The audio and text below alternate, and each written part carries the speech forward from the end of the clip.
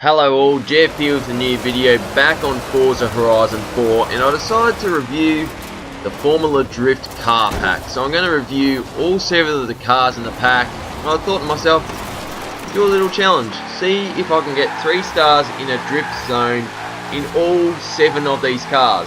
Now these things are mental, and they are stupidly easy to drift with the drift suspension, and yeah, they are modded to the max. Like for example, this BMW 325, as you can hear, has a V8 under the hood. So first off, we'll try and get 3 stars to the back lane drift zone. 3 stars here, 45,000 points. So yep, this is the BMW 325i. The bright orange colours just kind of reminds me of the Jägermeister livery BMW DTM races ran in the 90s. But yeah, just look at the track width of this thing. This is meant to be a small car, but not this one. So here we go.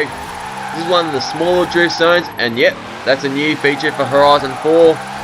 When you're in the drift zone, all traffic is ghosted unless you're in a convoy with friends.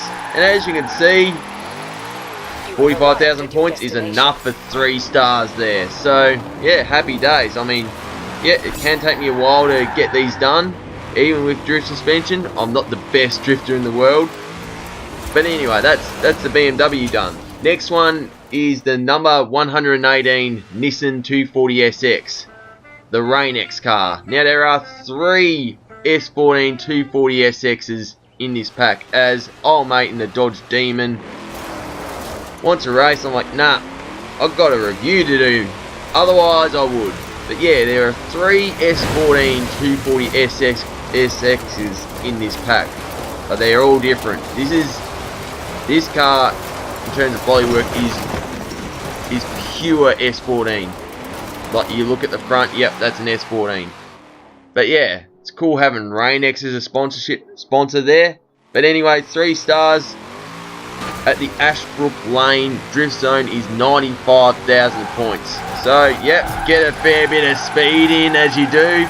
This car actually drifts really well. That's what I found with all the 240SXs. They drift really well. It's, you know, it's not surprising because Sylvias are known for drifting. So yeah, there you go. And I'm going to hit the 100,000 mark. Nice. And that's 3 stars. So yeah, the 240SXs are very, very good. And as you can hear there, that's got a V8 as well. Next up, we have the number 13 Ford Mustang, the Roush car actually. Now what I found with this car is this is probably the worst car for drifting, because I tried doing 3 stars at this drift zone which is coming up, which is Moreland Way, 95,000 points. This took me a long time to get 3 stars. I don't know why, but it did. Now one thing you'll notice with these drift cars is pretty much all of them have 4-speed gearboxes. Yeah, 4-speed. But I'm guessing it's not having that many gears, it's not really the biggest issue, because it's not like you're doing 200 miles an hour while you drift. But as you can see, it did take me a long time to try and get 3 stars, but this was the successful attempt. That drift suspension just looks so cool. But yeah, there it is, and I've hit the 100,000 mark, so happy days from that point of view. But yeah, this one's a bit harder to drift compared to the others, so just beware. So maybe give it a few extra upgrades, see how you go, but looks so cool. Next up is the number 232 Nissan 240SX. As you can see, it's got the Rocket Bunny kit, the muscle car front end. Front looks so cool. Now, yep, apart from the front end, it is an S14, as you could tell from the rear. But that looks so cool, and even Datsun badging is just nostalgic, really. And like the rest of them, it's got a V8. Obviously, the Mustang's gonna have a V8, but yep, another Sylvia with a V8. Although you do see a lot of V8 powered Sylvias in drifting, whether that's Formula Drift or just your local drift comp, really. And as you can see, Like the other one, it loves to drift. So, Coast View Drift Zone, 85,000 points. Let's see how we go. Well, I can tell you right now, like the Rain X car, this 240SX is really, it's a really good drift car. I'm not saying it's easy, but it's easier than the others. A lot easier than the Mustang, in fact. But, as you can see, a lot of smoke. That's what you want when you drift. But yeah, it's not bad. And I get it done. Nice. That's 3 stars again.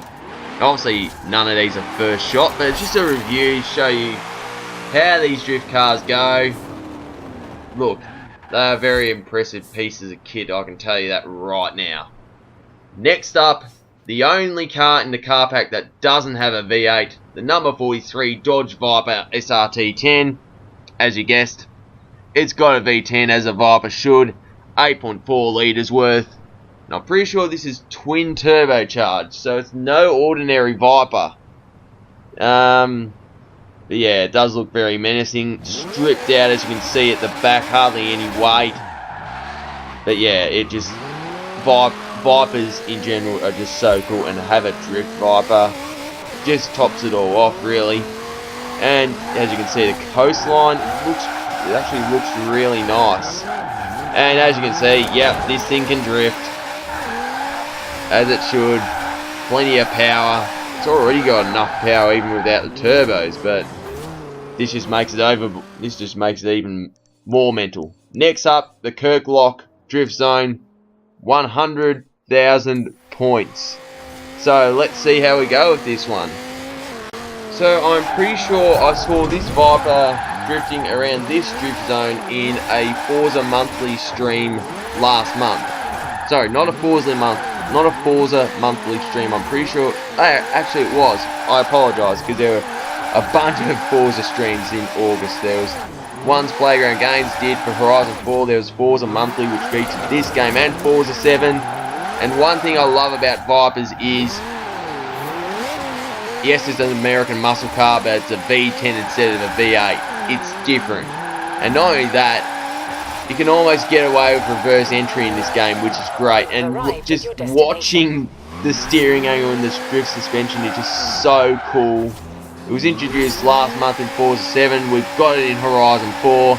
Not only that, for those who don't know, if you pre-ordered this game digitally, you will be getting this car pack and these cars in Forza Motorsport 7. It'll be interesting to see what they're like there. Next up is the number 777 Nissan 240SX, sponsored by Falcon. Very similar, very familiar colours if you're a fan of racing. So yes, this is a pure S14 except for the S15 bumper. So yeah, yes, 3 S14 240SXs, but they all look different at the front. But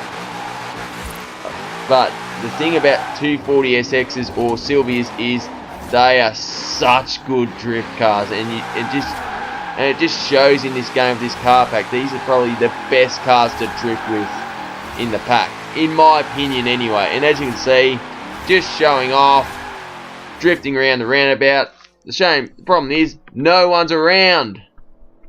Alright, City Suburbs Drift Zone is 125 points for 3 stars. Yeah, that's a lot.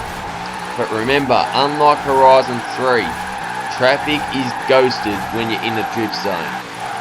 So that's why you need more points. And it makes sense. And not only that, the drift suspension is just so cool. Just looking at that steering angle. And yep, like all the other cars except the Viper, this has a V8 under the hood. But then again, you do, as I said before, you do see a lot of Silvias in drift competitions with V8s, and it seems to work well. Whether you've got the standard engine, there you go, 127,000 points, happy days. Whether you've got the standard engine, an RB26 or a V8, these things will drift.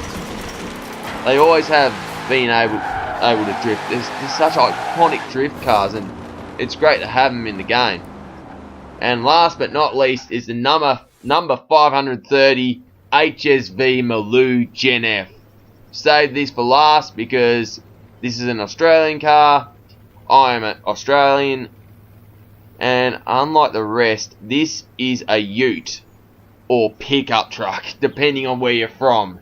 So, yeah. Apparently, the guy that was running this thing had to get special permission from Formula Drift to use this thing because they're like, oh no, we can't have trucks in our championship. Got away with it because this thing is, let's be honest, half car, half truck. But look, I don't mind. Yes, it is a ute.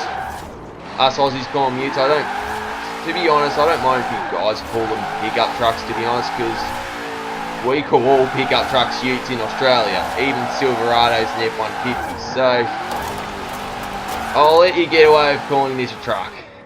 Anyway, 3 stars at the Horseshoe Turn Drift Zone is 75,000 points. It's a smaller drift zone, but it's not an easy one. It took me a while to do this one. Whoa, look at the angle. Yeah. I am still amazed with the drift angle of these cars, and look at that. Oh, and I reckon I just clipped the influence board as well. That is really well done from myself. Yeah, I did clip it. Happy days from that point of view. And I am going to get 75 points. Yes. Make that 85,000 points. Happy days from that point of view. There you go. All 7 cars in the Formula Drift car pack are capable of 3 stars in drift zones in bone stock trim. And I thought to myself, I'll just carry on like a pork chop and just continue drifting. That's how stupidly easy these things are to drift. It's so much fun, and not only that, I can't wait to try these cars out when they come to Forza Motorsport 7, whenever that is. I'll be interested to see if they're similar or not. And there you go, National Park with some signage. Maybe I should read that later on. Might be interesting. Anyway, if you like the video, smash the thumbs up button. Leave a comment. Let me know what you think. Best of Bond car pack review is coming. If you want to see more, subscribe for more content and tap the notification bell. If you're up for a chat, my Discord link is in the description below. Anyway, this is Jeff here, and happy racing. Cheers.